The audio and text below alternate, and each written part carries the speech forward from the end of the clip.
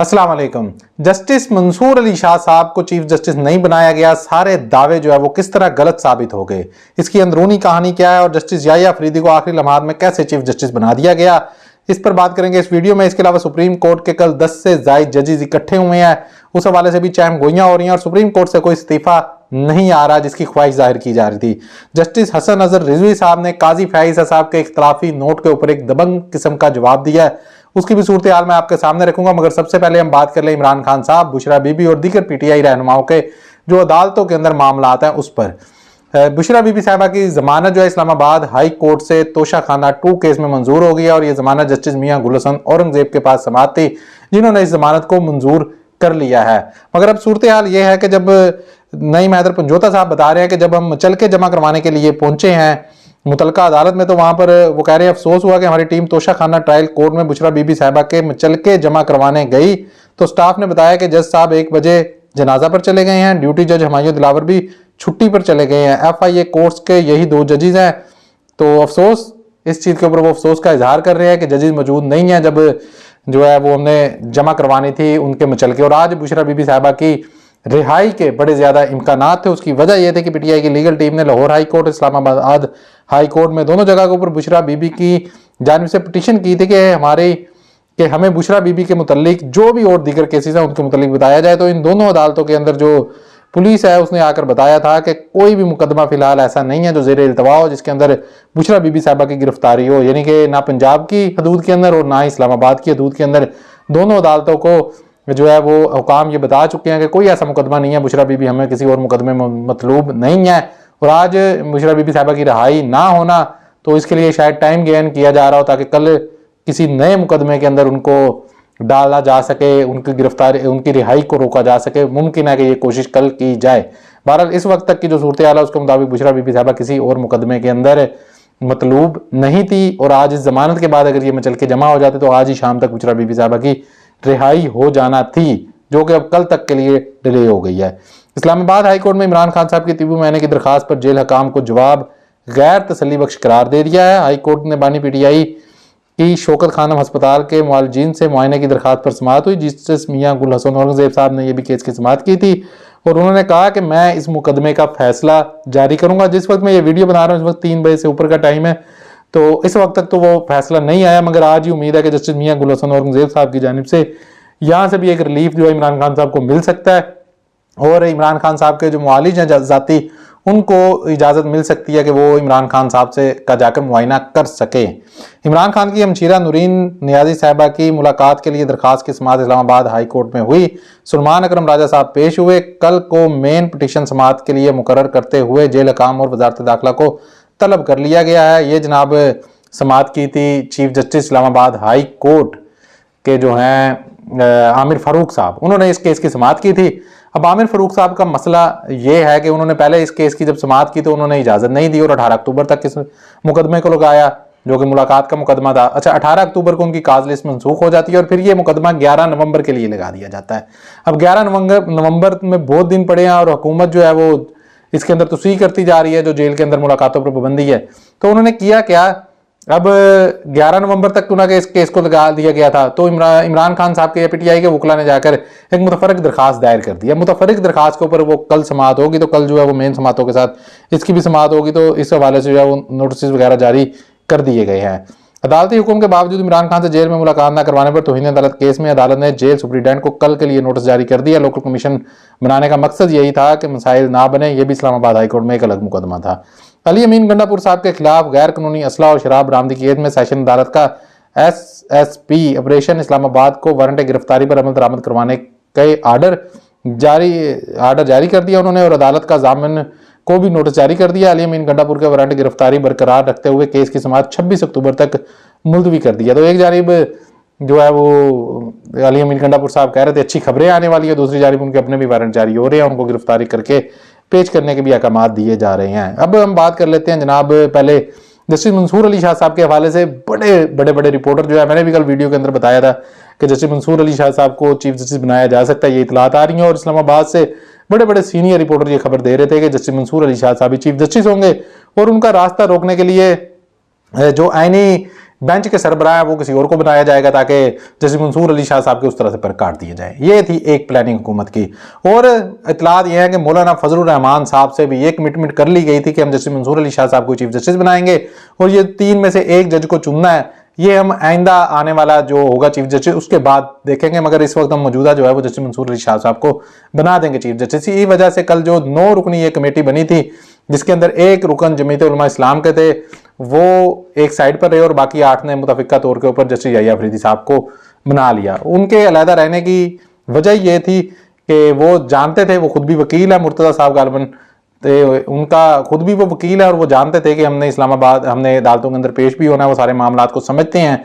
उनकी राय यही रही कि जस्टिस मंसूर अली शाह साहब को बनाया जाए और यही बात मौलाना फजलुर रहमान से कही थी और यही बात मौलाना फजलुर रहमान साहब पीटीआई से भी करते रहे, बल्कि यहाँ तक कह रहे थे कि मैं जस्टिस मंसूर अली शाह साहब का नोटिफिकेशन करवा दूं फिर आप क्या आईनी तरमीम को वोट देंगे।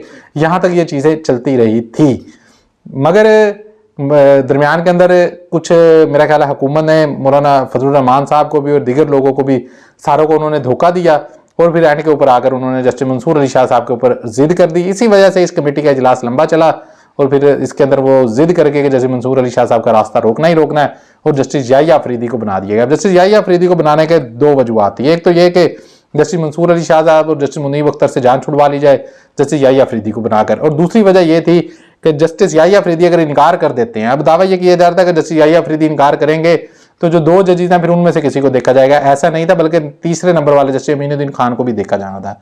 जब हुकूमत 2 को पहले ही रिजेक्ट कर चुकी थी, जस्टिस याहिया अफरीदी पर आ गई थी, तो फिर लाजमी बात है कि हुकूमत ने अपने पसंदीदा जज जिनको चमचा भी कहा जाता है काजी फायज ईसा का जस्टिस अमीनुद्दीन खान पर जाना था। और जस्टिस याहिया अफरीदी साहब अब तक की इतलात के मुताबिक वो रिजाइन तो उन्होंने क्या करना है, वो इस मामले के ऊपर जो है वो पीछे हटने नहीं जा रहे बल्कि वो चीफ जस्टिस रहेंगे और 26 तारीख के बाद की जो सूरत हाल होगी फिर वो तरह तब्दील होती हुई हमें दिखाई दे सकती है। हो सकता है कि फिर ये आईनी तरमीम जब चैलेंज हो तो इनको जो है वो समाअत के लिए मुकर्रर किया जाए इस्लामाबाद सुप्रीम कोर्ट के अंदर और फिर इन मामलात को देखा जाए। इनकी पिटिशनें मुख्तलिफ जो है लोग दायर भी कर रहे हैं, मगर अभी जो मेन पिटिशनें हैं वो दायर होंगी 26 अक्टूबर के बाद काजी फायज के जाने के बाद।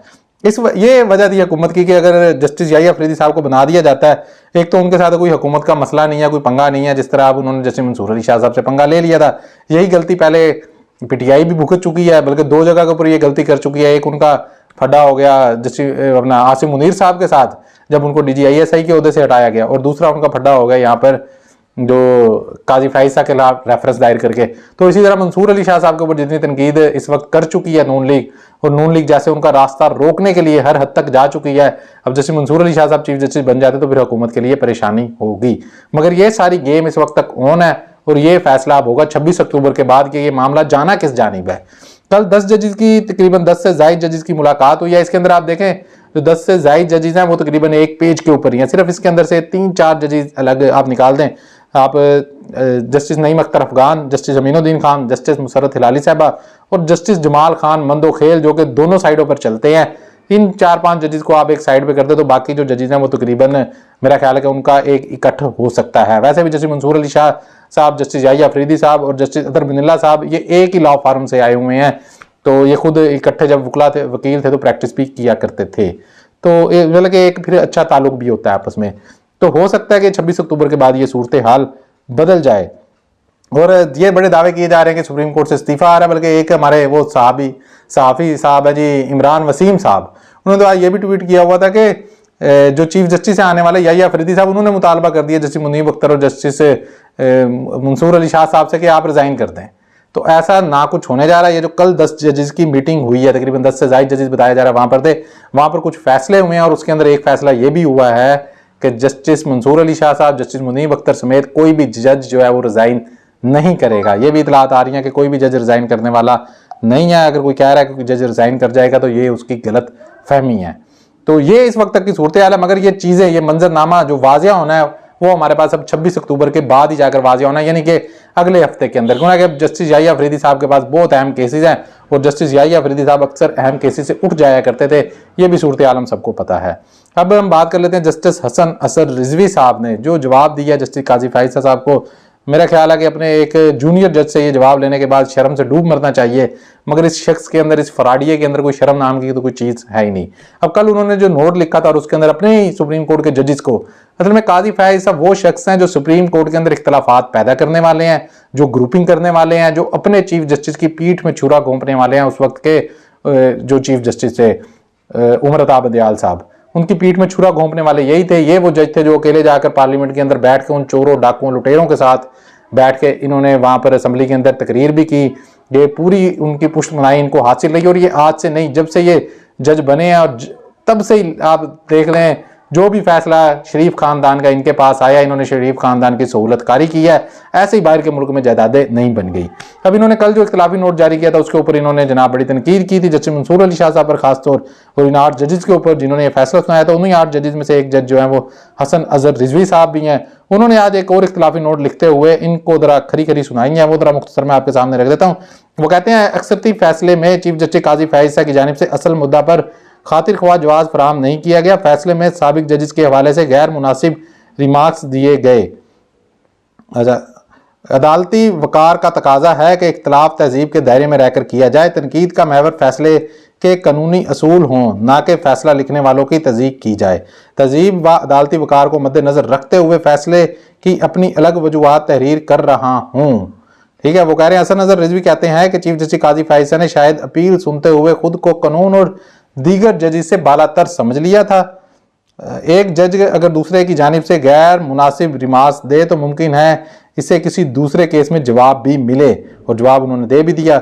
जजेस के एक दूसरे के खिलाफ रिमार्क्स अवाम और बैनुल अक़वामी सतह पर अदलिया की बदनामी का बाइस बनते हैं।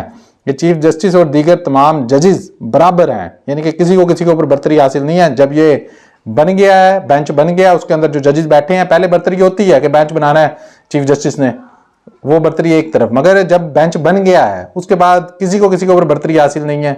ठीक है, तमाम जज जो हैं वो वहां पर बैठे हुए केस सुन रहे हैं, वो बराबर हैं। तो काजी फैज साहब ऐसे कि मैं बड़ा बालातर हूं और मैं बड़ी कोई बला चीज हूं और मेरी अकल ही सबसे ज्यादा है, इस वक्त पूरा पाकिस्तान आपके ऊपर लानते भेज रहा है। और ये लानते मेरा ख्याल है कि आप जैसे किरदार के ऊपर मेरा ख्याल है कि वो जस्टिस मुनीर को लोग भूल जाएंगे और इसकी मिसालें दिया करेंगे, इस फ्रॉडिये ने जो पाकिस्तान के साथ फ्रॉड किया है।